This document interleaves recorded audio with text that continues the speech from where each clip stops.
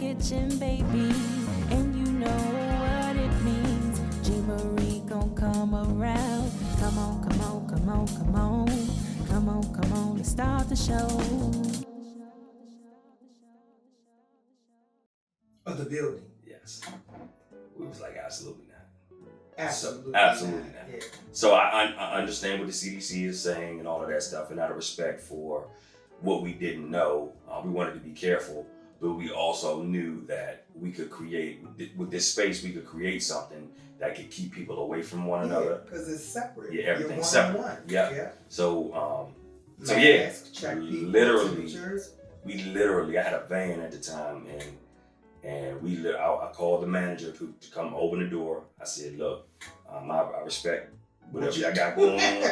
But I need my stuff. I gotta get my stuff out of here. Yeah. So we opened the door. We did a little checklist, make sure we wasn't taking nothing that wasn't ours. We loaded up the van, we took her stuff, we took my stuff.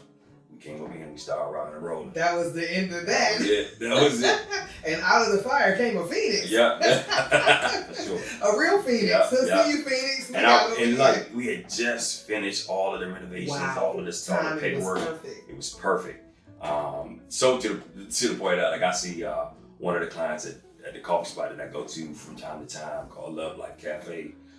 Which I love. Thank you for sharing that with absolutely. me. Y'all gotta go there, check it out. We'll leave it at the end. You'll be able to find it. The young lady had to come in here and she got her hair done in one of these little wire chairs. Like, we had nothing in here. She had an appointment to go down there to get her hair done, but she couldn't get her hair done because they locked the building. Mm-hmm. And we were like, they didn't even communicate with us. We was like, I think it was just, everybody was so unsure about everything at that time. So unsure. Yeah. Everybody was just trying to be safe. In big respect to Kevin, who was the owner down at who is the owner down at the Phoenix, and just trying to keep people safe. Mm-hmm. But we just had to do what we had to do. So that's how we got here. And that's funny because I completely stopped doing everything, and I went home. I was like, okay, I'm gonna tear out my kitchen. It was funny because everything was closed, but Home Depot and Lowe's were wide open. Absolutely. And I bought countertops, butcher block. I did a whole renovation. I'm talking ripped out my whole old kitchen down to the walls, took my cabinets out and everything, and did a kitchen during COVID. And then my girlfriends all started doing their kitchens too. Wow. So we had kitchen renovations and bathroom renovations, but I talked to some of the salon managers where I was working at the time. They were working at different locations. She was like, girl, we was keeping the lights down low. We was coming in the back door. The clients was coming in the back door because they were in some of those places where you rent a suite. And they were coming in the back door still working. Yeah. I was like, really? I didn't work throughout until June of 2020. I came back to work. Wow. So March, April, May, June. I straight 3 months. Yeah. And you just had to do what you had to do. People had to do what they had to do. Yeah. Great. Thanks for sharing that. Very, very welcome. Okay, so, and I really, truly like it here. I really do. I'm like, this is just, I made a picture help me when I came in. And then when I came to meet you, and you were like, hey, GMarie, is this GMarie? I was like, hold on, you know me. Who am I? And then to make the connection full circle, we were in the school business together. Yes, we were. So I'm going to go to the school business because you worked for Ed, who was a very close colleague of mine. I sat on a couple boards with Ed. He was my go-to person for questions. If I was struggling with something with not federal financial aid was toward the end, but just in being a school owner because I was so new. And what I learned the most, and that's for anyone who's thinking about opening or owning a school, it has absolutely, from my perspective as an owner, nothing to do with the hair business. Yeah. So now as a director, I want to know what your take, do you see a connection? Because all I saw was regulation, reports, like your whole year is constantly a reporting season. Sure.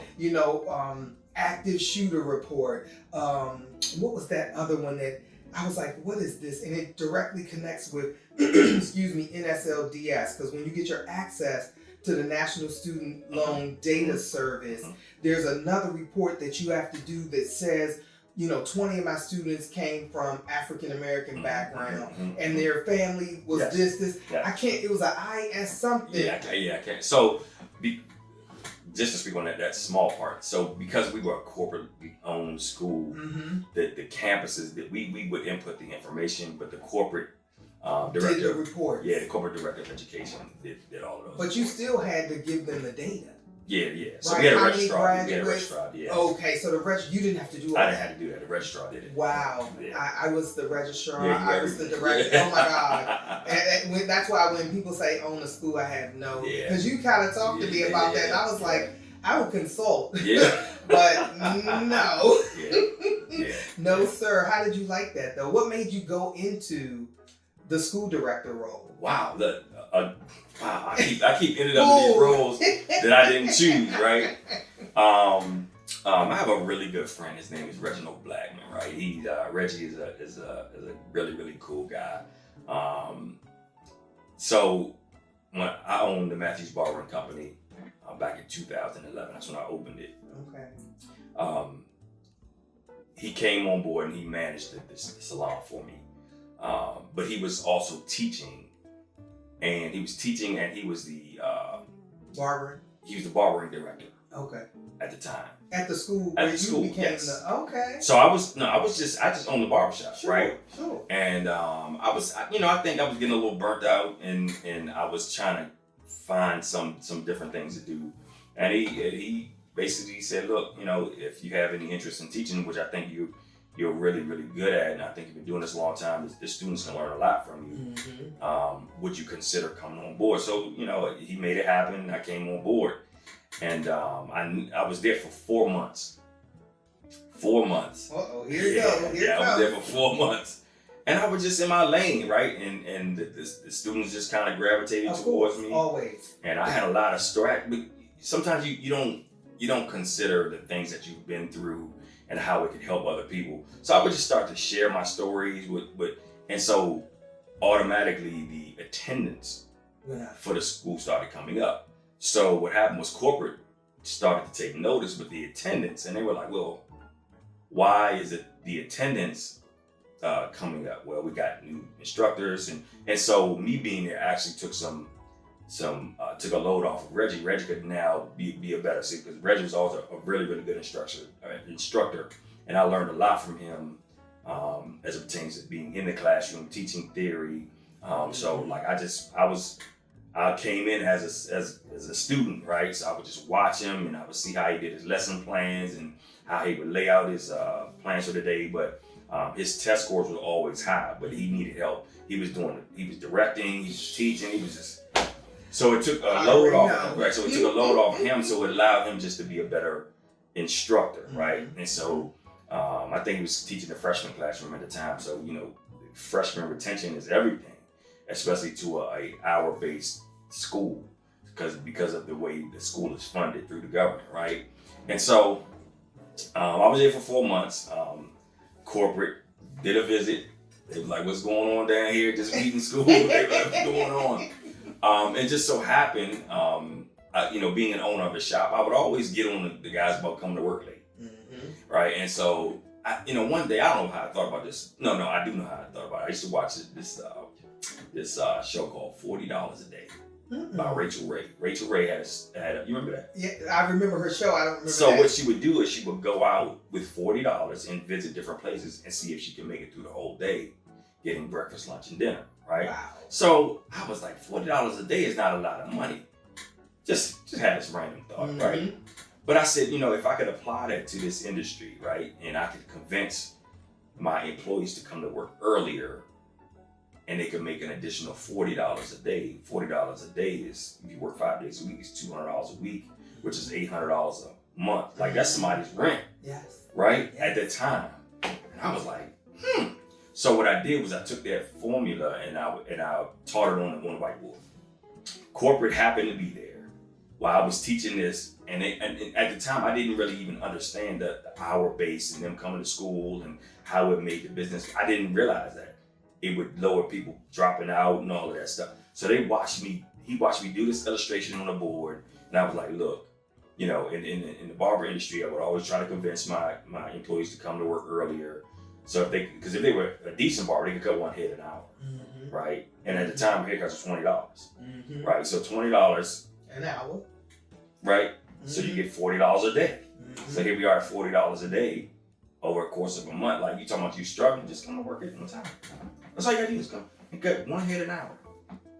And you would make $800. They cutting 4 hours, 2 hours, so whatever. Again, right. So this was, what year was this? This was 2012, 2013, somewhere in there. That's not bad. Right. But like I did this illustration on the board, literally corporate left. And I was about to leave for the day, and the campus director said, "Hey Ben, before you leave, I just want to talk to you real quick." I said, "Okay."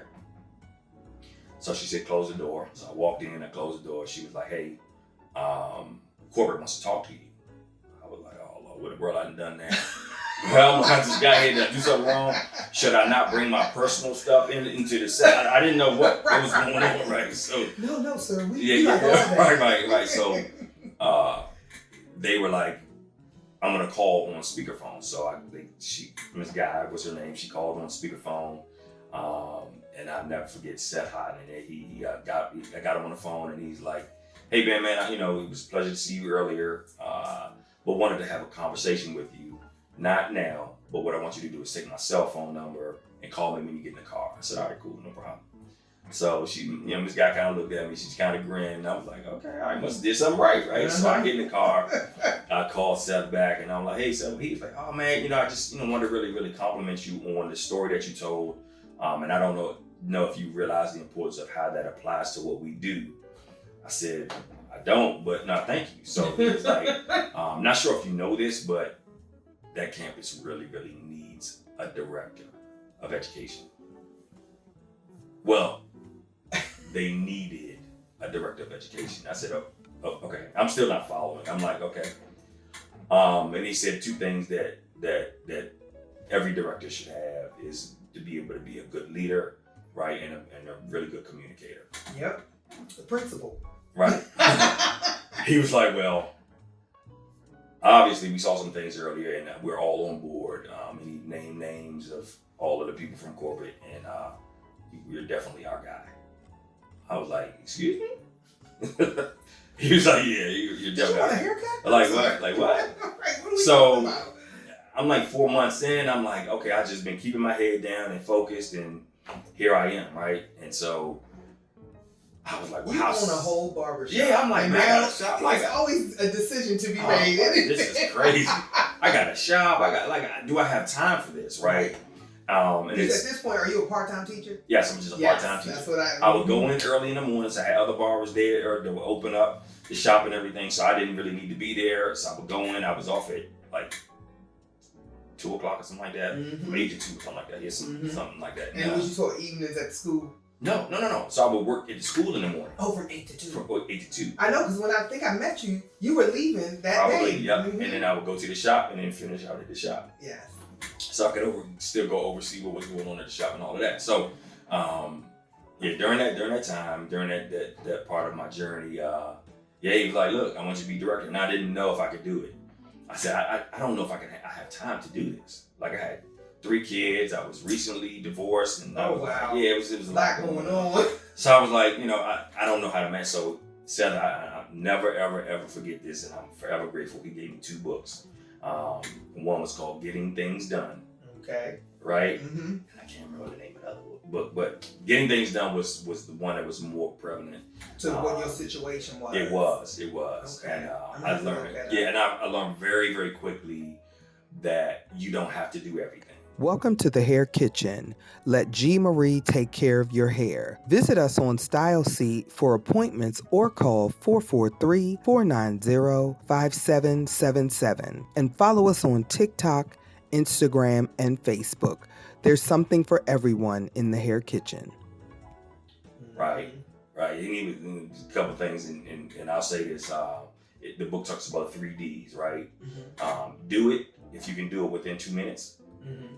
Delegate it if you cannot, right? And if you can't do it in that day, defer it to the next day. All right. So it's short and sweet. It's very, very short and sweet. And so then you have to start to compile a list of things that you need to do to be able to be successful day to day. Mm-hmm. So he was like, "You got a lot going on. I understand that.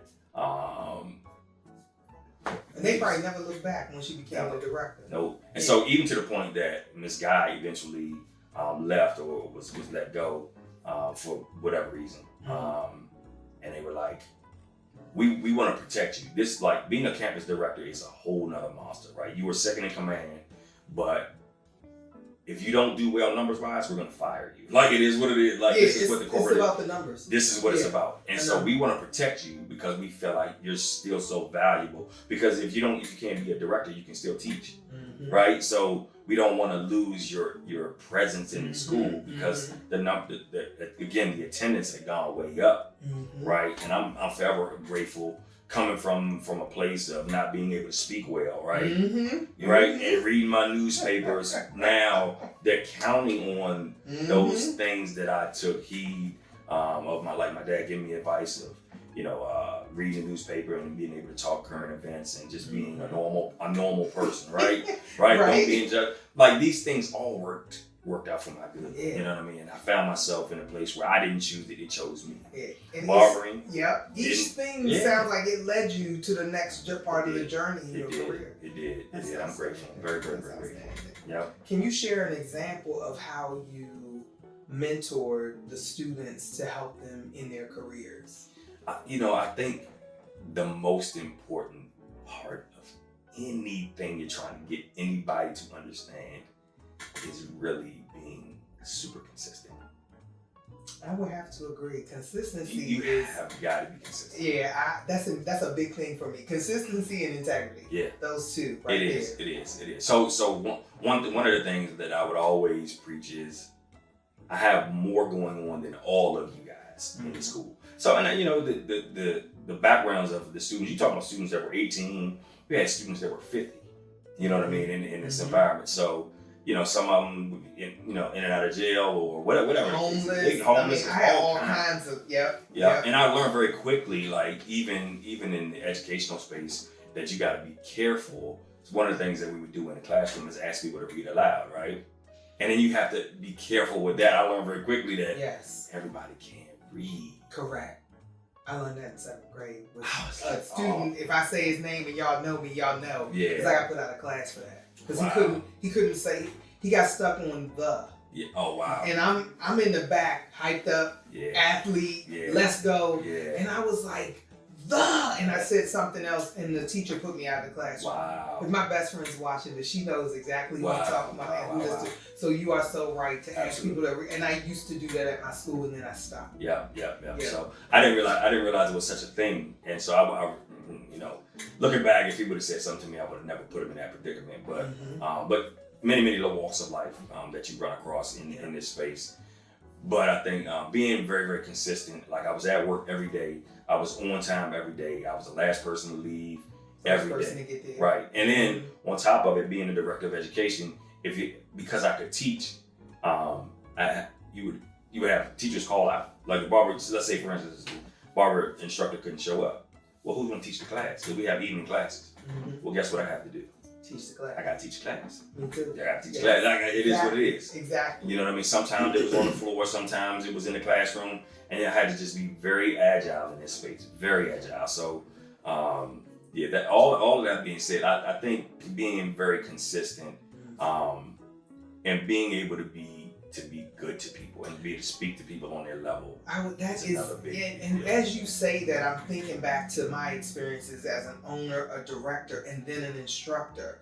Because the instructor gets to be, you okay today? How's everything going? Where the director is like, you hit that clock late. Sure. And so your hours are going to, it's two conversations that you're all, and it just was like, this is so hard. It was not a walk in the park because you want to be caring, and of course when I'm in the classroom, but I'm the same person who's going to say, excuse me, man, I need to talk to you for a second at the end before you walk out the door because I'm looking at your hours, you didn't make your hours, and I was just, helping you, supporting you to get that haircut done. Absolutely. Now it's more of a disciplinary conversation, so that's, and the students need love. They need to know, she cares about me, my instructor is really here for the win for me, and now here comes Miss GMarie. There you go. But I think that it's always an art in communicating. It is a 1,000% an art form. Yeah. And I think to be able to get you know, I do have a cheat code though. Because my dad was great at this. Mm-hmm. He was really, he's always known how to get the most out of people. Yeah. Regardless of where they were. Yeah. He's a former coach. He coached 26 years, I believe, at Stone Park and at the youth level. Did a lot of giving back. Was a mentor to a lot of. He was a father to a lot of. You know, fatherless home. You know, fatherless people, young men, and he did a really good job. So my love and the reverence that I have for my dad, a lot of that, especially when I was younger, came from watching him be the same person no matter what. Like, Yeah. in every situation. Yeah. Like him and my mom divorcing, he was the same person. Right? We win championship, he was the same person. We lose, had a bad season, he was the same person. Oh, that's all the time. Yeah. He was like that human Cadillac, right? No matter the bump come, right, that's all you get. He was really good. And so he's still the same way. He's still the same way. Excellent. And yeah. So that's been my cheat code, because I had a great example of no matter where you are, like people need to be able to see something consistent. Yeah. Right. And so I think being as an example to people is a big deal, and I think it's overlooked most of the time. It's not so much what you say, right? Sure. Because this is almost just like when you eat, right? You eat with your eyes first, right? Right. You eat with your eyes. Yeah, because I can't eat without my eyes. Yeah, and then you know, when you make a little bit of money and you can drive a little car, you know, got some things going for you. Yeah, people they're attracted to those things. Not that they mean that much. But they're attracted. It gets younger people's attention. Like, okay, how do I get there? Okay, how I got to figure this thing out. Not knowing how my story started. Like I told you, like I didn't choose this. I got myself in a whole lot of trouble, right? But getting in this space and learning how to navigate the process of starting a haircut and getting to the end of a haircut, and learning how to have a conversation with anybody was what I focused on, and it was able to allow me to be successful in a space where no matter what people came from, you can talk to them. Yeah, absolutely. Exactly. And remain consistent. Absolutely. Yeah, it's something about growing up with a teacher or a professor, and I could attest to that because my mom was super consistent, and her students are still celebrating her now. She retired from Howard probably 20 years ago. They asked her to come back and sit on a panel and speak. But the thing that you're saying that makes me think about my own upbringing is consistency. We did the same thing every day, no fail. It wasn't, what we doing? You know, at 6:15, you know your mother gonna be walking in the door because Howard is closed. Absolutely. And now we gonna start having dinner, homework, get ready for bed, and rinse and repeat. Absolutely. It's not, we up late. No. No. None of that. No. We somewhere trying to break the rules. Facts, she wasn't having it, but she was definitely consistency. I would say is definitely a big part. Absolutely. What do you believe set your? Did you deal with cosmetology at all? I did. Okay, so what set your cosmetology and barbering program apart from any other, and what advice would you give to someone who aspires to come into the industry? So this is easy. This is real easy. So cause is as much as it is different from barbering, it's not really. Right. Like, so I think the mindset of most individuals in this business are creatives, right? Over here on the right. Right. So they're creatives. So I never forget one day I watched. I mentioned Reggie earlier. We didn't have enough instructors. So it was a Friday, and we had this idea: we're gonna make it Freestyle Fridays. So I like that. And so what we could do is, it was a day that literally more people came to school on Friday than any other day because we did this. Now, we would have all of the cause students come on the barber side, and we would have all of the barbers on the cause side. Oh, wow. So we forced them to learn things that they did. It made them very, very uncomfortable. So we didn't, they're nervous. Right. But what we would do, we would leave a few barbers and a few cause to help them. So like they had to learn how to brown brush, and like they like, what? I ain't gonna be doing it. And you'd be surprised, a lot of them you run into, they was like, man, thank God that you would mix us with the cosmetology program. So it was just being creative, you know. It wasn't part of our curriculum. It wasn't part of anything that was structured, it was just we had to make a decision in the moment, and we had to keep the day going. There was so many students, and the quickest way to lose attendance or for attendance to go down is people you come to school and they sit around doing nothing. Yes. So we had Freestyle Fridays. We taught how to do manicures, pedicures, everything.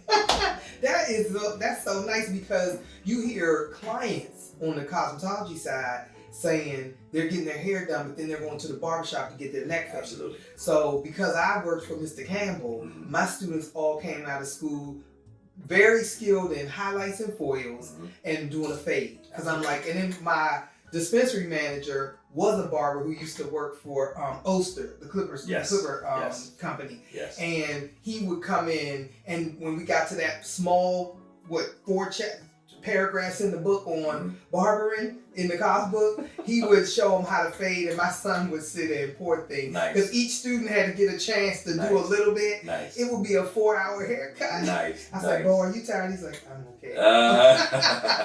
It's the Hair Kytchen, baby, and you know what it means. GMarie gon' come around. She gon' really lay it down. She gon' tell y'all all about all the things she knows about beauty in this industry. Everything you need.